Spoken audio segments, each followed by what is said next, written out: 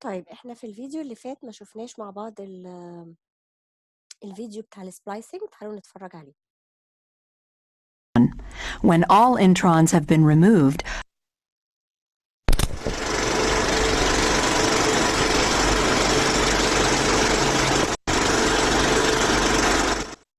most eukaryotic protein coding genes are interrupted by sequences that do not code for amino acids in the translated gene product. These intervening sequences are called introns. The segments that express the amino acids in the protein are called exons. When the protein-coding genes are transcribed, a precursor mRNA molecule is produced. The pre-mRNA is a base-for-base copy of the gene, containing both exons and introns.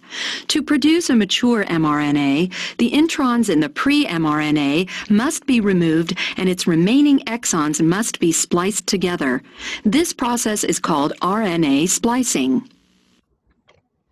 RNA splicing depends on recognizing the boundary between exon and intron.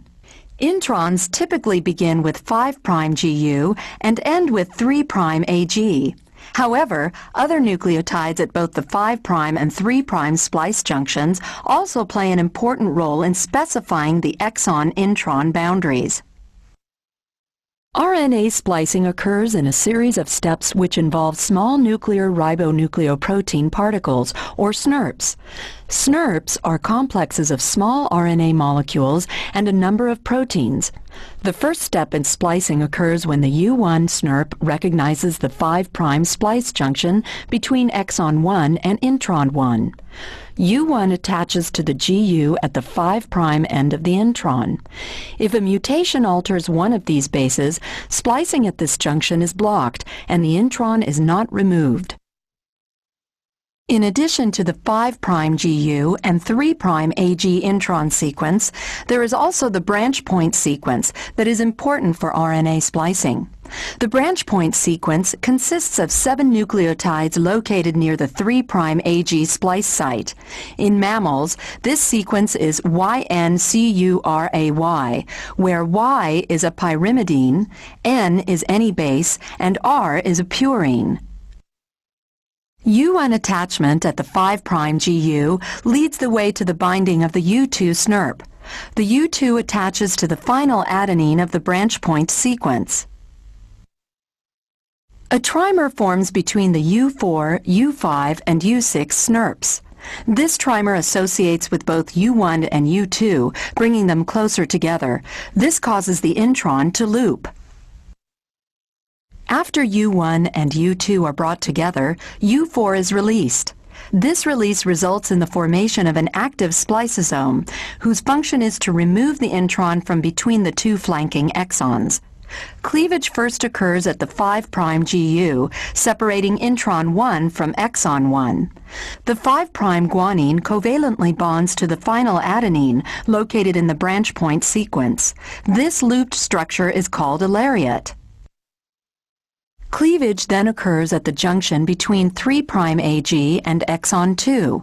Exon 1 and exon 2 are ligated together in a 5' 3' phosphodiester bond with the release of the intron. U1, U2, U5, and U6 remain attached to the intron lariat and carry it to debranching enzymes located in the nucleus. The enzymes degrade the RNA and recycle the nucleotides. This process is repeated for each intron. When all introns have been removed, a mature mRNA is produced. Now the mRNA is ready to exit the nucleus and be translated by cytoplasmic ribosomes.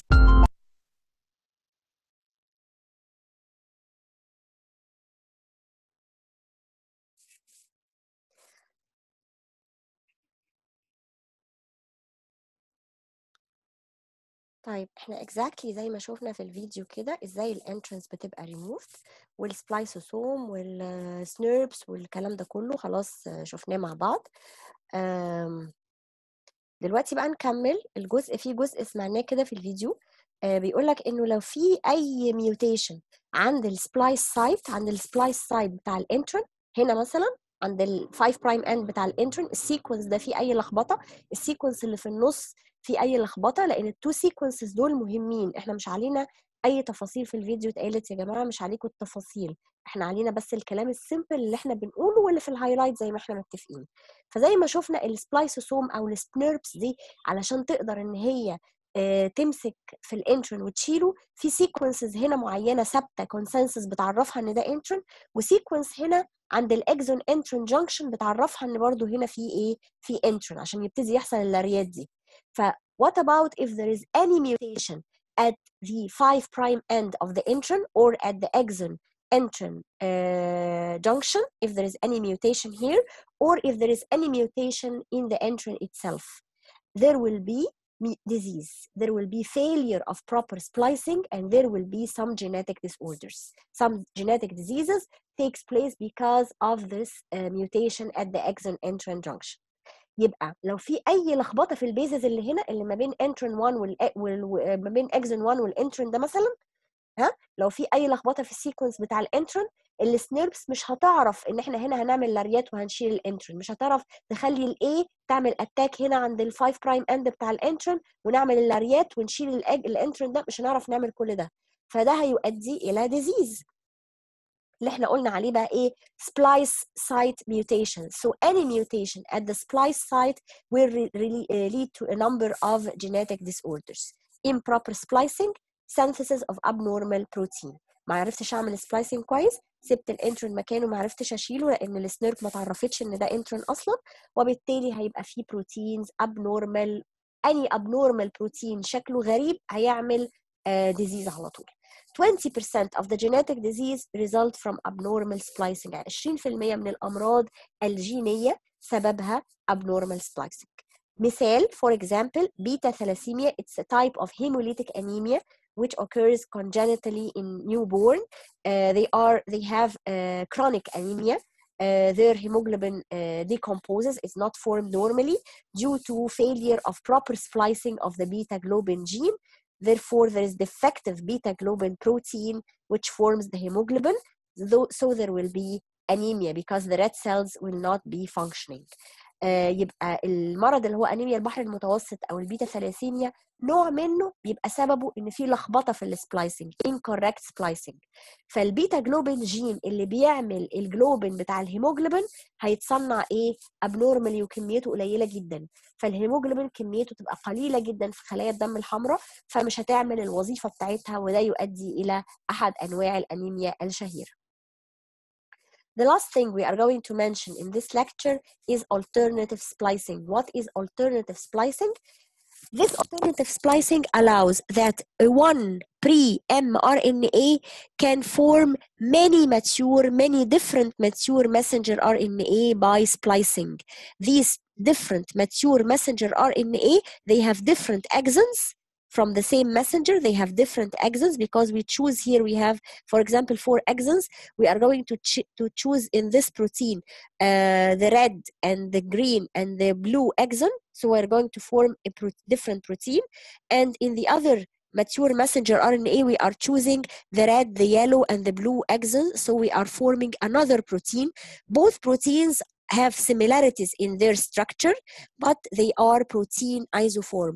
So this alternative splicing allows that one pre-mRNA is modified into 2 different messengers with 2 different protein isoform. These proteins are similar somewhat in their structure, but they arise from different tissue. So if we have 20,000 coding genes, we can form 500,000 proteins because one messenger RNA can be alternatively spliced to form 2 protein isoforms. يبقى بالالترناتيف سبلايسنج دي انا بقدر من ال 20,000 كودنج جين اللي عندي اقدر اعمل 500,000 بروتين في الخليه. ليه؟ لان ممكن واحد، مش كلهم بيعملوا كده طبعا، ممكن واحد بري ام ار ان اي في اكزونز كتير يعمل لي واحد منهم يعمل لي الاكزونز دول مع بعض فيعمل لي بروتين، وده يختار شويه اكزونز ثانيه مع بعض فيعمل لي بروتين، وبنشيل الانترنس طبعا، فده هيدي لي بروتين غير ده بس في بينهم تشابه فبسميهم بروتين ايزوفورمز. مثال البروتين، في بعض البروتينز بتساعد على انقباض العضلات موجوده في عضله القلب، وموجوده في العضلات العاديه بتاعت ايديك ورجليك اللي هم بنسميهم سكيلتال ماسل.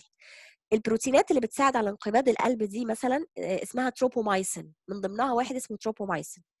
التروبومايسين بتاع الهارت غير التروبومايسين بتاع السكيلتال ماسل، تمام؟ بس في بينهم تشابه لان هما الاثنين بيؤدوا نفس الوظيفه.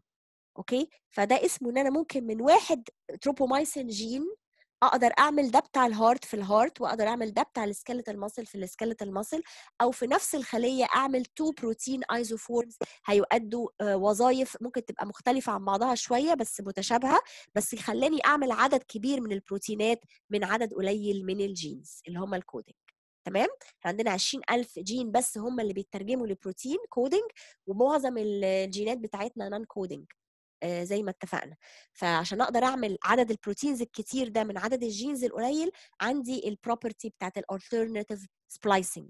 الالترناتيف سبلايسنج ما بتحصلش في اي جين، مش كل الجينز كده، بالعكس مش كميه كبيره من الجينز كده، وفي نفس الوقت بتخليني اقدر اعمل بروتينات متشابهه ممكن يبقى شكلها مختلف شويه عن بعضهم، لكن عملت عدد اكبر وكميه اكبر من ايه، من البروتينز. تعالوا نتفرج كده على فيديو مع بعض نشوف شكل الايه الكلام ده كله.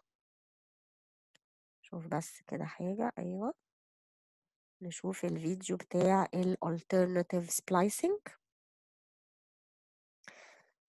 اوكي يلا بينا.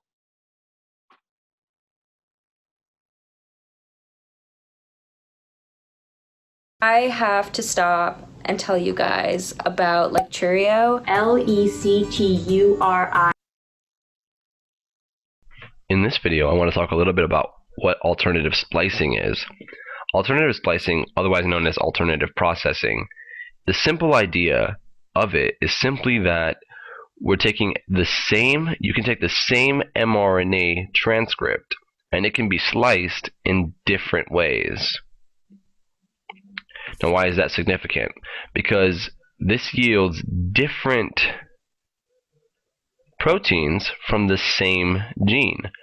One gene will give you one particular mRNA transcript, but then once you have that mRNA transcript, if you can splice it in different ways, those mature mRNAs will be different, and different mature mRNAs will yield different protein products. So if we imagine this example here, this is a pre-mRNA here with its 5' cap here and its 3' poly A tail here, and each of these little letters here, A, B, C, all the way through H, will represent exons. So those are the sequences that are supposed to stay or supposed to end up in the mature mRNA. And then these Roman numerals here represent introns, which will be cut out, and they will not be in the mature mRNA.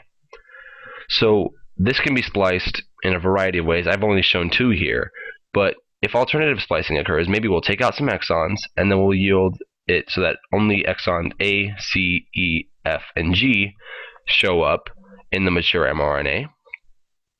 And then in the second case, we'll have A, B, C, D, E, and H in our mature mRNA. Then this mRNA can then be translated, and so can this one, and they'll yield different proteins because they're different mRNAs. So the whole idea here is that these same initial transcripts can yield different mRNAs and different proteins. So why would this ever be useful? Well, because maybe in your kidney, this might be the way the mRNA is spliced, but in maybe your brain, this might be the way that mRNA transcript is spliced. Who knows? So one thing I do want to note here, I have these little pink stars above the 3' poly A tails, is to note that they have different poly A sites, different poly A sites. So notice this one is attached at the G, and this one is attached at the H. So there might be multiple poly A sites, and that's what allows for alternative processing to even happen, because you need to have these 3' poly A tails attached. I hope that video was helpful.